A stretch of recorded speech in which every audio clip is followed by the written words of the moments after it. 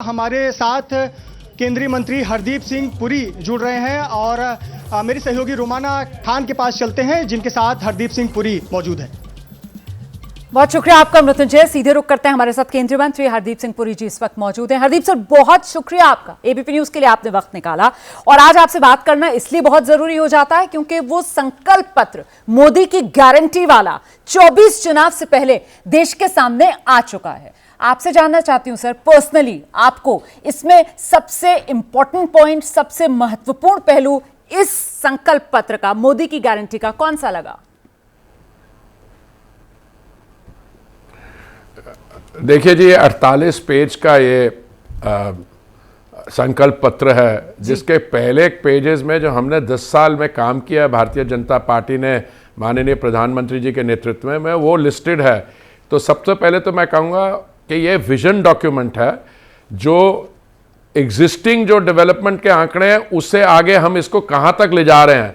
तो बाकी पार्टीज के मैनिफेस्टो से अलग ये एक विजन डॉक्यूमेंट है और ये जो विजन डॉक्यूमेंट हमें 2029 तक क्या काम करना है भारत को 2047 की विकसित देश बनाने के रास्ते में।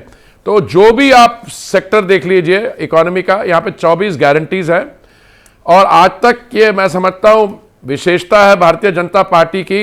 2014 में जो उन्होंने क्या कहा था हमने पार्टी से वो पूरा किया, 2019 में क्या कहा था वो हमने पूरा किया, 2019 में हमने विमेन रिजर्वेशन बिल की बात की थी वो हम ले आए। और आगे समय, अब जैसे प्रधानमंत्री आवास योजना में हमारा आंकड़ा, हमारा ऑब्जेक्टिव था 4 करोड़ आवास का, अब माननीय प्रधानमंत्री जी ने कहा उस 4 करोड़ के बाद हम 3 करोड़ और लाएंगे। लखपति दीदी जो है हमारी ड्रोन दीदी, वो हमने कहा था 2 करोड़ होंगी, आज उन्होंने कहा 1 करोड़ और 3 करोड़ लखपति दीदी बनेंगे। इसलिए हर एक हमारी जो स्वनिधि स्कीम है, हमारी मुद्रा योजना है, मुद्रा योजना में 10 लाख रुपए का लोन मिल सकता था, अब 10 लाख की जगह 20 लाख का लोन मिलेगा। तो इसलिए मैं आपको सिर्फ यही कहना चाहूंगा कि भारतीय जनता पार्टी जो कहती है वो कर दिखाती है और इस संकल्प पत्र में विशेष मेरे हिसाब से तो ये गोल्ड स्टैंडर्ड है, एकदम गोल्ड स्टैंडर्ड, क्योंकि इसमें चुनावी मामले नहीं है। चुनाव तो इंसिडेंटल है, चुनाव तो आएगा अभी भी आएगा, 2029 में भी आएगा, पर भारत देश की जो ट्रांसफॉर्मेशन हो रही है, हम दुनिया में 10वीं इकोनॉमी जीडीपी टर्म्स में से लेकर 5वें स्थान पे आए हैं और अगले कुछ ही 2-3 साल में हम 3रे स्थान में पहुंचने जा रहे हैं। और 2047 में अगर दुनिया की स्थिति ऐसी रही, we will be amongst the top 2 economies in the world. तो ये संकल्प पत्र उसको सब्सटेंस देता है। तो सर, आपने वो जो कहा ना कि साहब ये संकल्प पत्र गोल्ड स्टैंडर्ड, तो वाकई में जो राजनाथ सिंह जी हैं उनकी तरफ से भी ये बात कही गई कि साहब संकल्प पत्र जिसका नाम मोदी की गारंटी है और 24 कैरेट सोना जिस तरीके से खरा होता है ना उसी तरीके से खरी ये गारंटी है। लेकिन अब सवाल यहां पर ये आता है कि हालांकि इस संकल्प पत्र के बारे में देश को बताते हुए प्रधानमंत्री नरेंद्र मोदी ने कहा किस तरीके से quantity and quality of opportunities उस पर इस संकल्प पत्र के जरिए जोर दिया गया है, लेकिन इसी पर विपक्ष निशाना साध रहा है और वो मुद्दा सबसे बड़ा जो विपक्ष उठा रहा है और बीजेपी से पूछ रहा है कि जब 2014 था तब सीधे 2 करोड़ नौकरियों की बात की जाती थी, 2 करोड़ नौकरियों का वादा था और अब 2024 में है तो नौकरियों का ना भी नहीं बोला। पहली बात तो जो विपक्ष में हमारे मित्र लोग हैं उनसे ये पूछना चाहिए आपके पास कौन सा तराजू है जो कहता है कि नौकरी नहीं हो रही है? कौन सा डेटा मैं उनको दूं? अगर 4 करोड़ प्रधानमंत्री आवास सैंक्शन होते हैं तो उसमें सीमेंट लगता है, उसमें स्टील लगता है, उसमें कंस्ट्रक्शन वर्कर्स में काम मिलता है। अगर मान लीजिए धारा 370 के हटाने के बाद पथराव इंडस्ट्री जो एम्प्लॉयमेंट नहीं देती है, वो तो किराए के टट्टू लाती है वहां पे, उनकी जगह अब लोग, टूरिज्म बढ़ रही है, वहां पे फ्लाइट्स भरी जा रही हैं, 1000 प्लेन भारत खरीद रहा है, एयरपोर्ट्स बढ़ रहे हैं, तो नौकरियां नहीं बढ़ रही तो और क्या। देखिए विपक्ष में इस समय सबसे बड़ी समस्या यह है कि उन्होंने अपने कॉमन सेंस से छुट्टी ले रखी है, 2-3 महीने की छुट्टी ले रखी है, इसलिए वो जो उनके दिमाग में आता है कह जाता है और कई बातें वो करते हैं वो हमें फायदा होता है। देखिए इस समय भारत की अर्थव्यवस्था पिछले क्वार्टर में 8.6% ग्रो की थी, मैन्युफैक्चरिंग सेक्टर ग्रो कर रहा है। दिल्ली में देखिए सब जगह नई बिल्डिंग्स बन रही हैं, नए होटल्स बन रहे हैं, टूरिस्ट दबा के आ रहे हैं। हमारे एयरपोर्ट पहले 74 थे, 150 हो गए। नए इंजीनियरिंग कॉलेजेस बन रहे हैं, नए मेडिकल, और ये नौकरियां नहीं मिल रही तो क्या कर रहे हैं? स्किल लेवल भी बढ़ रहा है। Motor, brick and motor industry में जहां पे सिविल इंजीनियर्स कंस्ट्रक्शन हो रही है, वहां पे भी नौकरियां मिल रही हैं। तो ये इनको लगता है कि ये कुछ बोल देंगे। अब बहुत करते हैं, अरे पेट्रोल का दाम बहुत बढ़ रहा है। अरे भाई, दुनिया भर में पेट्रोल का काम, भारत एक ऐसा देश है जहां कम हुआ है। तो ये मुद्दे भी अकलमंदी से नहीं उठाते हैं, जो इनको इधर उधर की सुनाई बात होती है उसको कर देते हैं। अभी हमारे जमाने में गैस के सिलेंडर का प्राइस, अबे अंकल तुम्हारे जमाने में गैस का सिलेंडर ही नहीं था। हाँ जी। टोटल 14 करोड़ सिलेंडर थे 2014 में, वो अब 32 करोड़ है। और आज प्रधानमंत्री जी ने कहा कि जो पाइप गैस होती है, प्राकृतिक गैस, उसको हम हर घर तक ले जाएंगे। जो हमारी पाइपलाइन 14,000 किलोमीटर थी, उसको 33,000 किलोमीटर ले जाके 30% सस्ती होती है प्राकृतिक गैस, हम वो भी ले जाएंगे। ठीक है। तो उनको देखिए आप, ये सारी डेवलपमेंट्स आपके सामने हैं। बिल्कुल, और आप अच्छे तरीके से रख भी रहे हैं सर। सब बातें जो हैं वो आप बाकायदा फैक्ट्स और तथ्यों के साथ रख रहे हैं। इसी से जुड़ा हुआ अगला सवाल जो आपने अभी कहा ना कि साहब देखिए 4 करोड़ जो प्रधानमंत्री आवास के तहत घर थे वो दिए गए। आने वाले 5 साल के लिए प्रधानमंत्री नरेंद्र मोदी ने 3 करोड़ और आवास देने का वादा इस संकल्प पत्र के उद्घाटन के समय पर देशवासियों से किया। लेकिन विपक्ष कह रहा है सर कि ये तो सिर्फ और सिर्फ जुमलों का कॉम्बो पैक है। ये कांग्रेस की तरफ से कहा जा रहा है और कह रहे हैं कि देखिए ना आप, इसमें जो जुमले हैं वो तो सब 2022 में एक्सपायरी डेट उनकी निकल चुकी है। हर किसी को पक्का घर 2022 डेट थी। बुलेट ट्रेन जिसको आज प्रधानमंत्री कह रहे हैं कि पश्चिम भारत में सिर्फ नहीं चलेगी बल्कि उत्तर, दक्षिण, पूरब भारत में भी चलेगी, कह रहे हैं उसकी भी एक्सपायरी डेट 2022 निकल चुकी है। देखिए विपक्ष को कहिए, हाँ जी। विपक्ष भी एक जनरल टर्म है। मैं आपको कांग्रेस वालों को अलग से बताता हूं, फिर कम्युनिस्ट पार्टी ऑफ इंडिया पे अलग से आता हूं।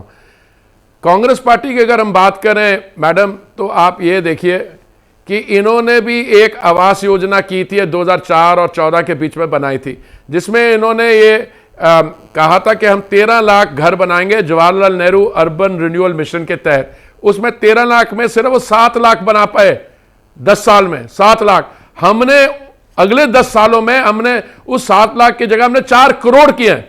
तो किसकी बात कर रहे हैं? कौन सी एक्सपायरी डेट की बात कर रहे हैं? ये कहते थे, वो युवा नेता कहते थे महामारी के दौरान, मोदी जी हमारे बच्चों की वैक्सीन कहां है?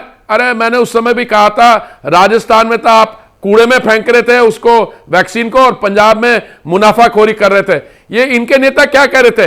ये नहीं चाहते थे हम इंडिविजुअली, हमने देश भर के अंदर इंडिजिनियस 220 करोड़ वैक्सीन मुफ्त बनाई और बांटी। ये क्या चाहते थे? बाहर से इंपोर्ट हो वो फाइजर और बड़ी महंगी वैक्सीन। तो इनका जो कमिटमेंट है देश के अंदर नहीं है। ये सारे मर्चेंट पॉलिटिशियंस हैं, आधा टाइम तो दूर रहते हैं। युवा नेता से पूछा जाए साल में कितने महीने होते हैं? 12 महीने होते हैं। पार्लियामेंट कितने महीने होता है? बाकी समय आप कहां होते हैं? स्पेन में होते हैं, थाईलैंड में होते हैं। ये एब्सेंटी पॉलिटिशियंस हैं।